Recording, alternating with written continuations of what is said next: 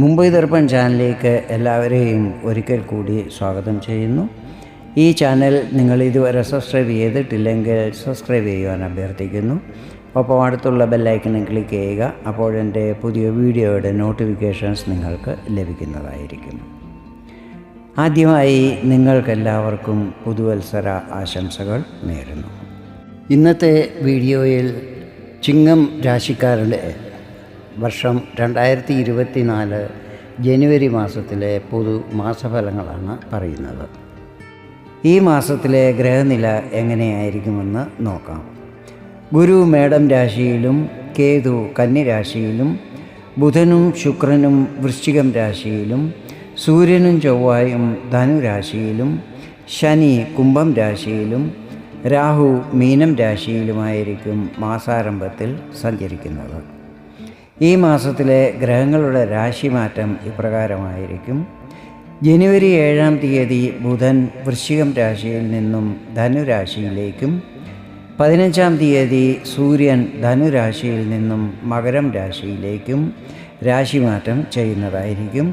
സൂര്യൻ്റെ ഈ രാശിമാറ്റം ഹിന്ദുക്കളെല്ലാം മകരസംക്രാന്തി ആയിട്ടാണ് ആഘോഷിക്കുന്നത്. ജനുവരി 18-ാം തീയതി ശുക്രൻ വൃശ്ചികം രാശിയിൽ നിന്നും ധനുരാശിയിലേക്ക് പ്രവേശിക്കുന്നതായിരിക്കും. മാസാരംഭത്തിൽ ചിങ്ങത്തിൽ നിൽക്കുന്ന ചന്ദ്രൻ ഓരോ 2.25 ദിവസം കഴിയുമ്പോൾ തൻ്റെ രാശി മാറിക്കൊണ്ടിരിക്കുന്നതായിരിക്കും. ഞാനിവിടെ പറയുന്നത് ചന്ദ്രഗണന അനുസരിച്ചുള്ള പൊതുഫലങ്ങളാണ്. നിങ്ങളുടെ ജനന സമയം, ജനനസ്ഥലം, മഹാദശ, അന്തർദശ എന്നിവയിൽ വരുന്ന വ്യത്യാസം കാരണം ഫലങ്ങളിൽ ചില്ലറ ഏറ്റക്കുറച്ചിലുകൾ വരുവാൻ സാധ്യതകളുണ്ട്. ഇനി നമുക്ക് മാസഫലത്തിലേക്ക് കടക്കാം. ആദ്യമായി നിങ്ങളുടെ രാശിയാധിപനെ കുറിച്ചാണ് പറയുന്നത്. സൂര്യനാണ് നിങ്ങളുടെ രാശിയുടെ അധിപൻ. സൂര്യൻ നിങ്ങൾക്ക് പ്രതിഷ്ഠ, കീർത്തി, യശസ്, ആരോഗ്യം എന്നിവ നൽകുന്നതാണ്. സൂര്യൻ നിൽക്കുന്നത് 5-ാം ഭാവത്തിലാണ്. 5-ാം ഭാവം ബുദ്ധി, വിദ്യ, സന്താനം എന്നിവയുമായി ബന്ധപ്പെട്ടിട്ടുള്ളതാണ്. ലക്ഷ്മി ത്രികോണസ്ഥാനവുമാണ്. സൂര്യൻ മാസത്തിൻ്റെ ആദ്യ പകുതിയിൽ ആരോഗ്യത്തിൽ പ്രശ്നങ്ങളൊന്നും വരുത്തുന്നതല്ലായിരിക്കും. പക്ഷേ പിന്നീട് ജനുവരി 15-ാം തീയതി 6-ാം ഭാവത്തിൽ പ്രവേശിക്കുമ്പോൾ ആരോഗ്യത്തിൽ നല്ല ശ്രദ്ധയുണ്ടായിരിക്കണം. ചില്ലറ പ്രശ്നങ്ങളെ ചിലപ്പോൾ നേരിടേണ്ടി വരും. 5-ാം ഭാവത്തിൽ ചൊവ്വയും ഒപ്പം നിൽക്കുന്നുണ്ട്. ചൊവ്വ ശുഭസ്ഥാനങ്ങളായ 4-ാം ഭാവത്തിൻ്റെയും 9-ാം ഭാവത്തിൻ്റെയും അധിപനായതിനാൽ നിങ്ങൾക്ക് യോഗകാരകനാണ്. ചാരവശാൽ 1-ഉം 5-ഉം 9-ഉം ഭാവങ്ങളുടെ അധിപൻ തമ്മിൽ കണക്ഷൻ ഉണ്ടാകുന്നതിനെ മഹാലക്ഷ്മി യോഗം എന്നാണ് ജ്യോതിഷത്തിൽ പറയുന്നത്. ഇവിടെ 1-ാം ഭാവാധിപൻ സൂര്യനും 9-ാം ഭാവാധിപൻ ചൊവ്വയും സന്ധിക്കുന്നത് 5-ാം ഭാവാധിപനായ ഗുരുവിൻ്റെ രാശി ധനുവിലാണ്. ഇതുകൂടാതെ വ്യാഴത്തിൻ്റെയും ചൊവ്വയുടെയും പരിവർത്തന യോഗവും ഇവിടെ നടക്കുന്നുണ്ട്. അതായത് 2 ഗ്രഹങ്ങൾ മറ്റൊരാളുടെ രാശിയിൽ നിൽക്കുമ്പോഴാണ് പരിവർത്തന യോഗം ഉണ്ടാകുന്നത്. ഇവിടെ ഗുരു ചൊവ്വയുടെ രാശിയിലും ചൊവ്വ ഗുരുവിൻ്റെ രാശിയിലുമാണ് നിൽക്കുന്നത്. ഇതെല്ലാം തന്നെ നിങ്ങളുടെ 5-ാം ഭാവത്തിൻ്റെ പൂർണ്ണ ഫലങ്ങൾ നൽകുന്നതായിരിക്കും. ഹയർ എഡ്യൂക്കേഷൻ ചെയ്യുന്നവർക്ക് നല്ല സമയമായിരിക്കും.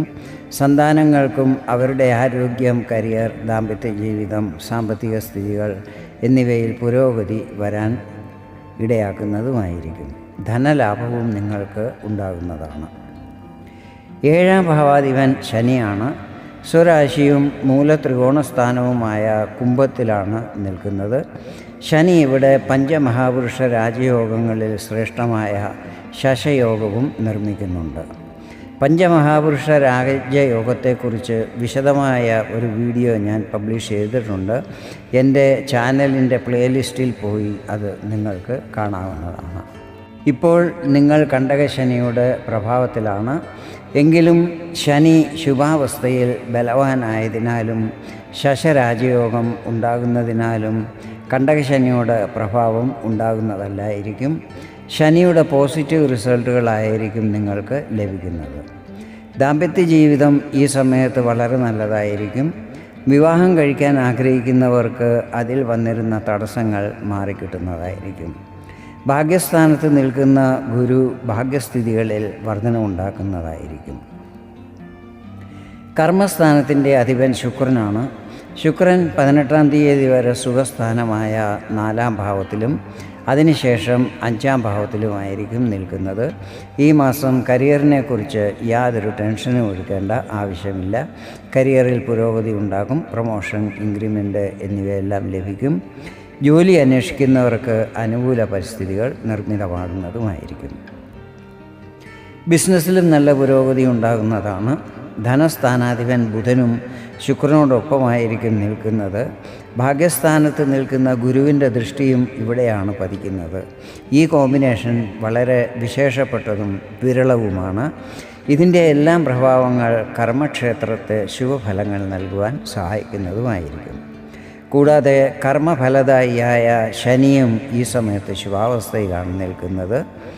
കേന്ദ്രസ്ഥാനത്തിൻ്റെയും ത്രികോണസ്ഥാനത്തിൻ്റെയും അധിപന്മാർ ത്രികോണസ്ഥാനത്ത് പരിവർത്തന യോഗം നിർമ്മിക്കുന്നതും 7-ാം ഭാവത്തിൽ ശശരവജയോഗം നടക്കുന്നതും ചിങ്ങം രാശിക്കാർക്ക് ഈ മാസം വളരെയധികം ശുഭഫലങ്ങൾ നൽകുന്നതായിരിക്കും.